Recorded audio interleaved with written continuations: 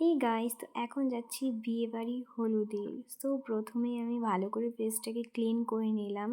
তারপরে হচ্ছে ও ক্লিন করতেছে। বাইরে ওয়েদারটা অনেক সুন্দর ছিল, ছোট্ট ছোট করে বৃষ্টি পড়তেছিল। জোরে বৃষ্টি আসলে একটু ভালো লাগতো, বাট জোরে আসলো না। বাইরেটা অনেক সুন্দর। তারপর আমি প্রাইমার লাগাই নিচ্ছি, তো আমার চুলগুলো অনেক ডিস্টার্ব করতেছিল। তো চুলগুলো আমি ভালো করে বেঁধে নিব এখন। বেঁধে নিয়ে তারপরে ভালো করে সুন্দর করে মেকআপটা করব। আমি বেশি কিছু মেকআপ করি না, তো আমি একটু কনসিলার লাগাবো, তো একটু ফাউন্ডেশন লাগাবো, বাস খতম, আর কিছু করবোই না। তো এই ফাউন্ডেশনটা আমি আজকে প্রথম ইউজ করলাম। ভালোই আছে, খারাপ না, সুন্দরই, বাট আমার মুখে কেমন জানি একটা মানায়নি আমার মনে হচ্ছে। তো আমি একটু ব্লাশার লাগিয়ে নিলাম, গালগুলো টমেটোর মতো লাগবে, এখন সুন্দর লাগবে, আমার ভালো লাগে, ব্লাশ আমার ফেভারিট। সো তারপরে আমার মেকআপ প্রায় শেষ।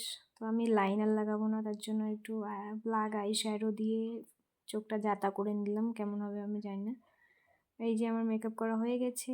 সো আমার হাজব্যান্ডকে দেখতেছি, সে আসবে না।